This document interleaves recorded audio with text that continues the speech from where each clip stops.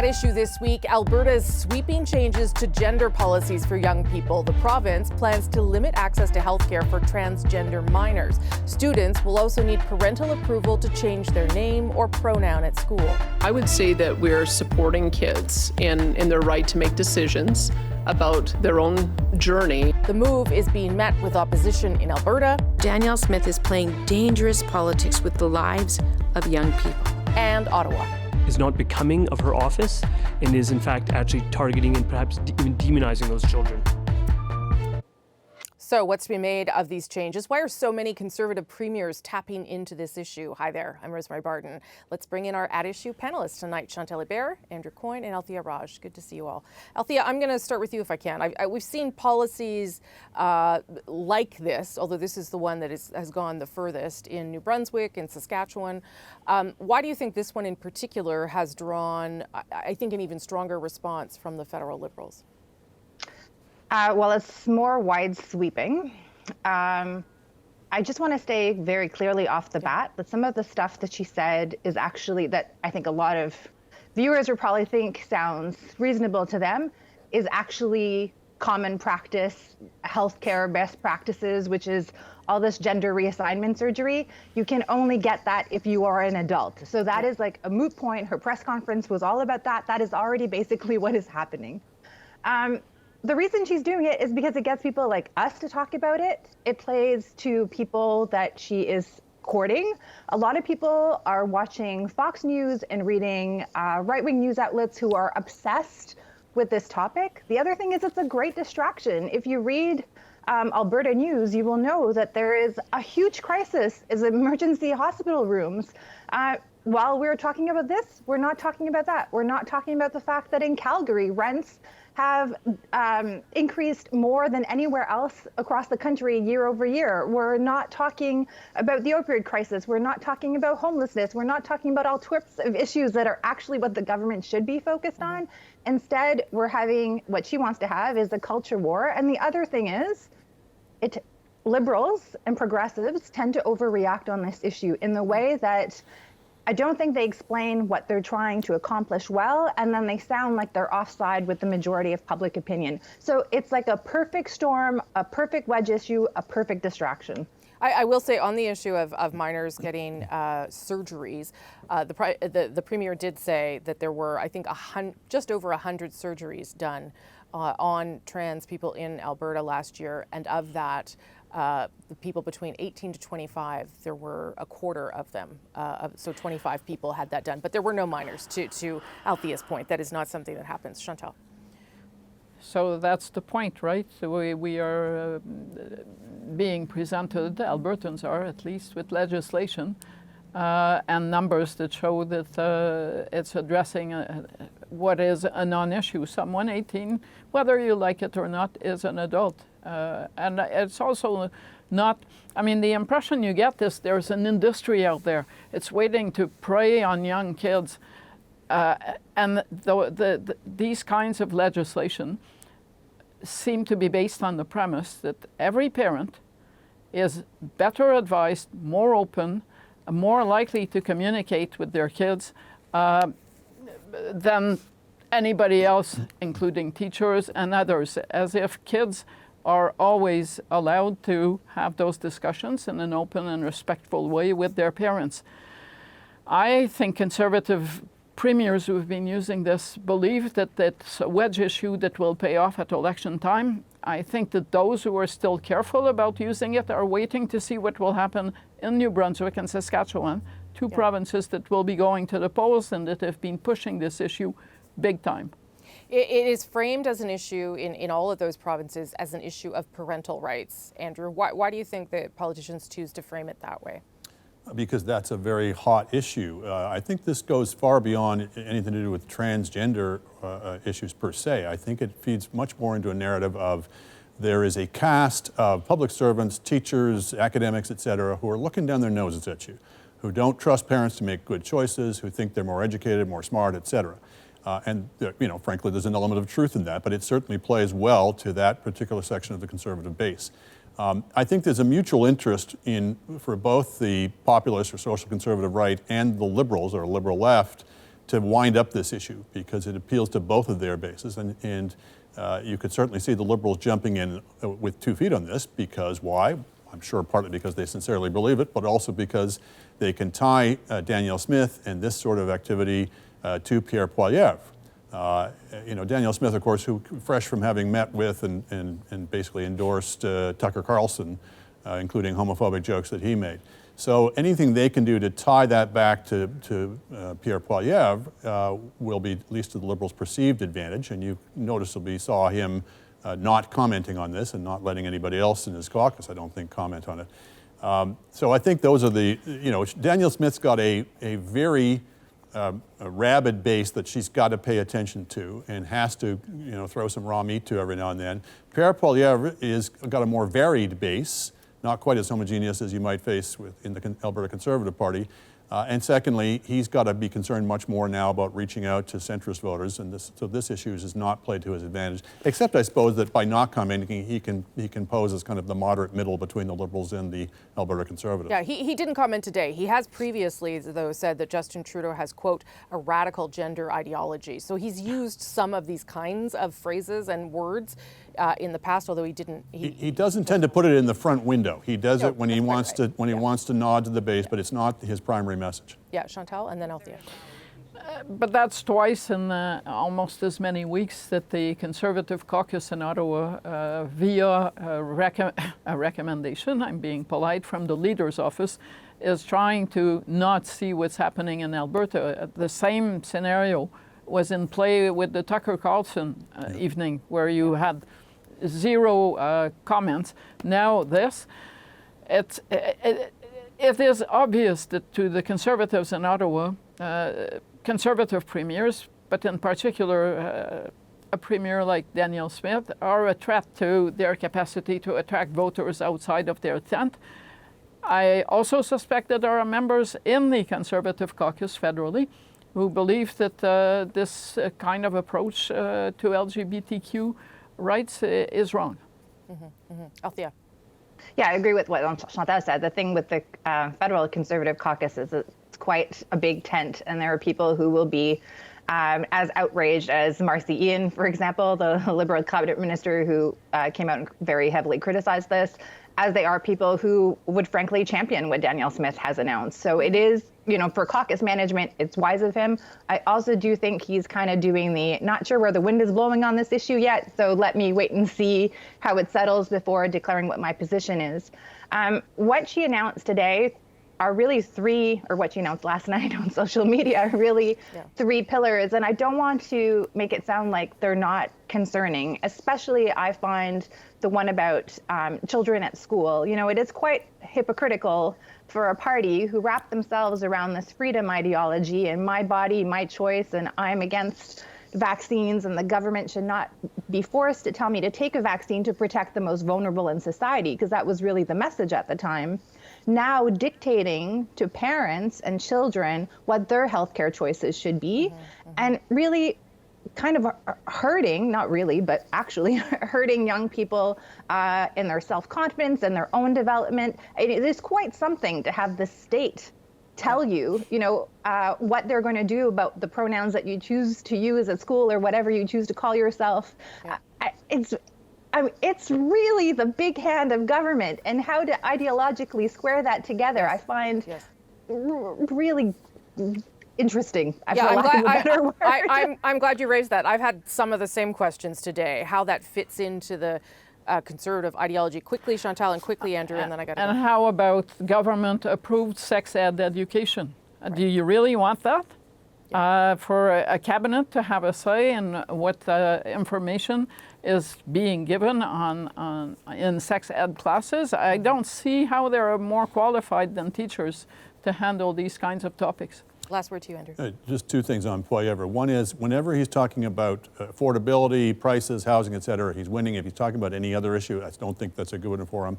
And I think the nature of this issue is, even if people might agree, more agree with the Conservatives on the merits of the issues, I just think the ambiance around this whole issue plays into people's misgivings and fears about Conservatives generally. It's one he really needs to stay away from. Okay. We'll leave this part there. Thank you very much. Still ahead, though, the Liberals are considering ways to rebrand the carbon tax. and certainly thinking about how can we communicate better. Would rebranding the federal carbon tax help the Liberal government? That's next.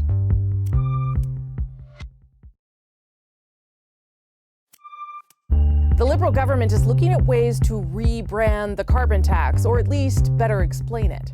We are trying to make sure that people understand how it works in Canada.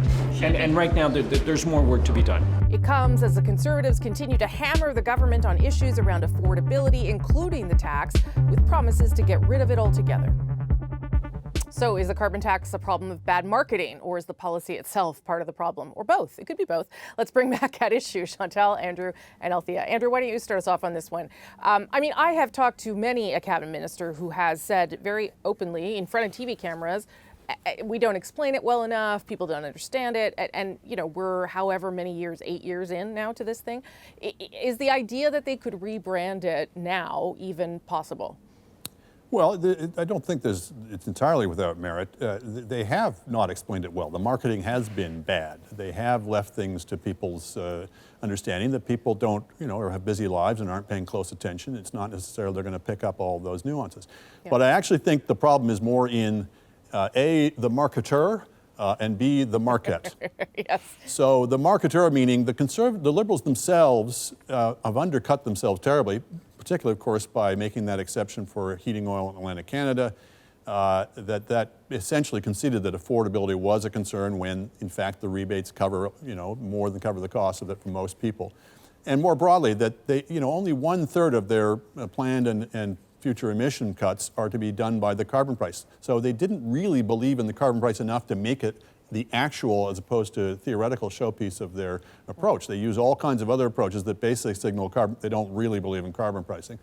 But I think the really most fundamental thing is the market itself has changed. The public, I think, was much more receptive to things like carbon pricing and frankly getting serious about climate change when everything was ticking over very nicely for the economy.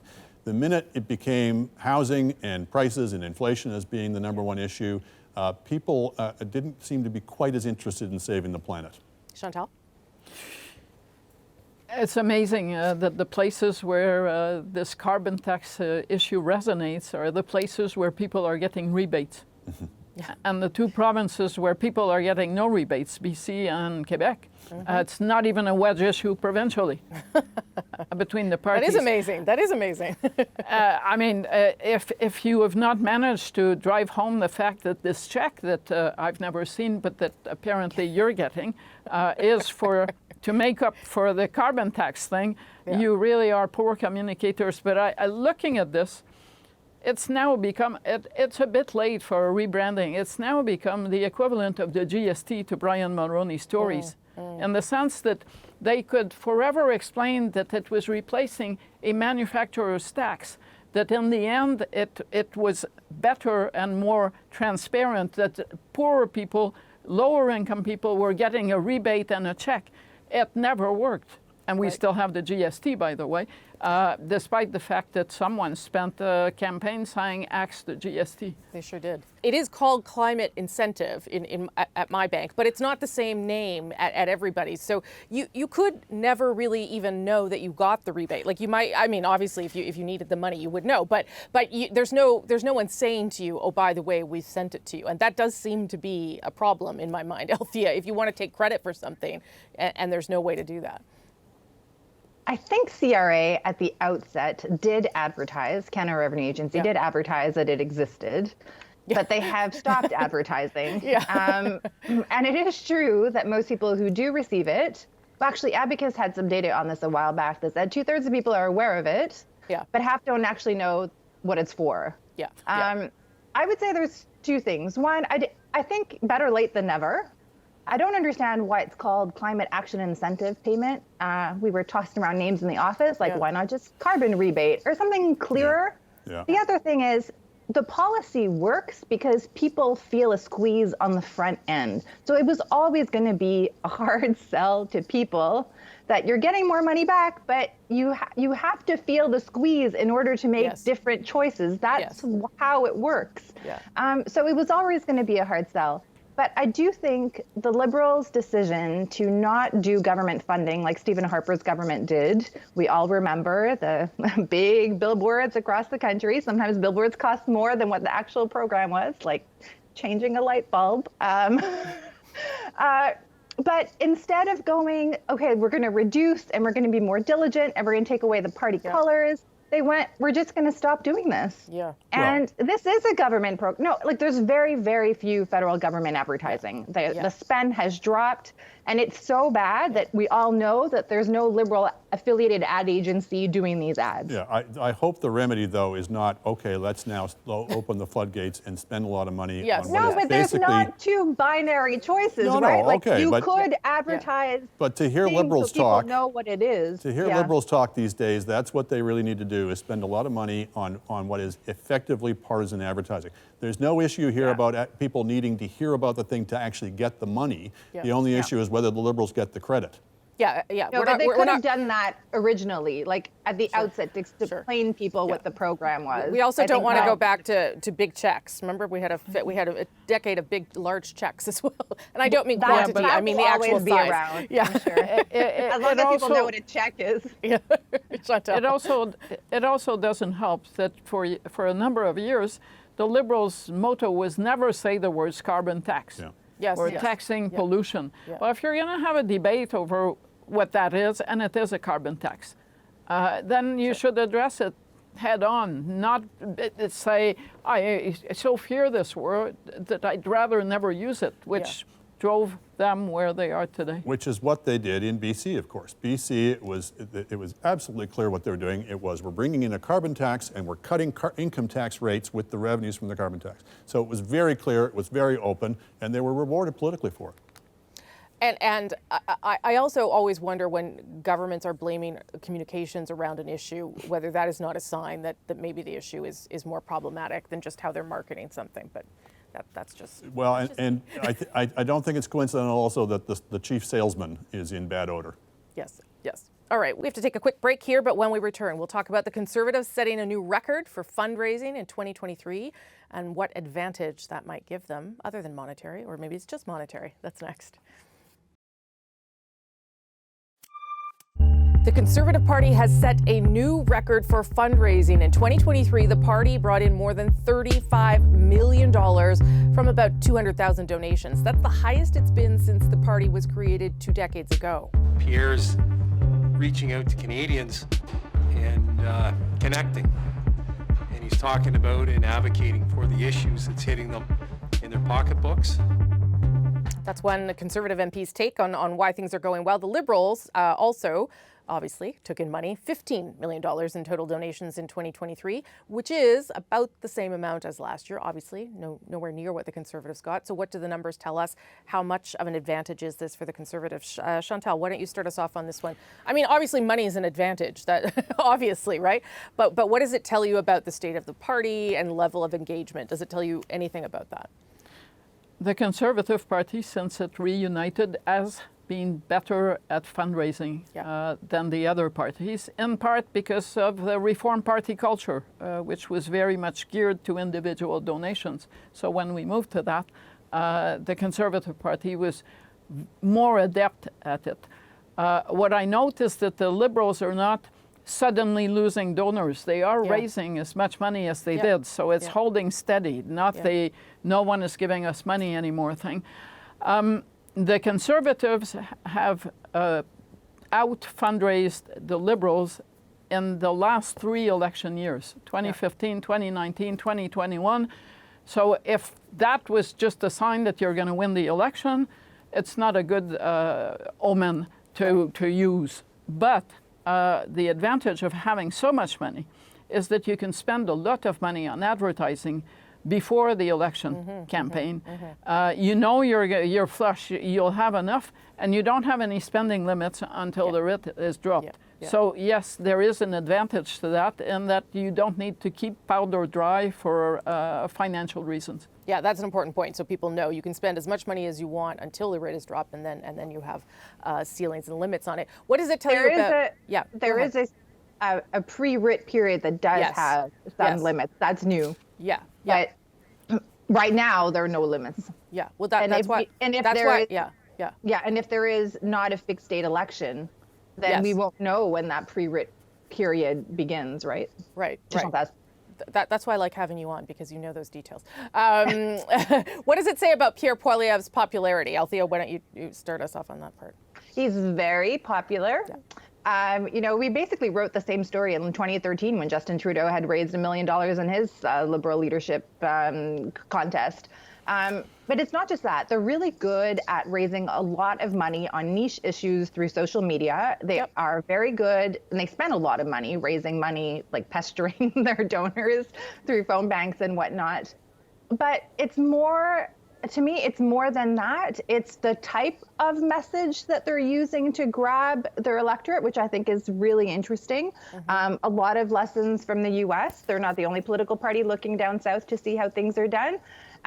But I want to say that, they're so wealthy that they're even advertising here in Ottawa. Like, you have money to burn when you are advertising on TV in the Ottawa area, because we are not traditionally a, what would you call it? We're not the regions around Ottawa often vote Conservative, but Ottawa Centre does not. And so it's really interesting that you have so much money that you're just throwing it everywhere. It allows them to do a lot. They talked about doing a side tour for his wife, Anna Poilievre, to monetize what they're doing. It also means that the Liberals have a lot less money to fight back any Conservative attacks, and they didn't start early, and they don't have a lot of money to do that. The other thing that is noteworthy is that the Conservatives are not just raising more money from more people, but they used to raise a lot of little donations. Now they raise the most big donations too, and I think that's worth flagging. It's not recent from just this year, but they're the big donors and they're the little donors are all giving to the Conservatives. Andrew. The weird thing is, it's never been cheaper or easier to communicate with large numbers of people, basically for free. Which they do a lot of too. Social media, email blasts, etc. So the fact that the parties are still raising these enormous sums of money, mostly for things that hurt democracy, that make things fuzzier rather than and more inflamed rather than clearer for people, I think is a source of some concern. But yeah, it's certainly preferable to the old situation. It used to be the Liberals could make up a lot of the difference just by doing a quick whip round of the major banks. So the fact that parties actually have to go out and raise money from large numbers of people, I mean, the average Conservative donor is $175. So you can't really accuse them of being the party of big money here. These are enthusiastic supporters of the party.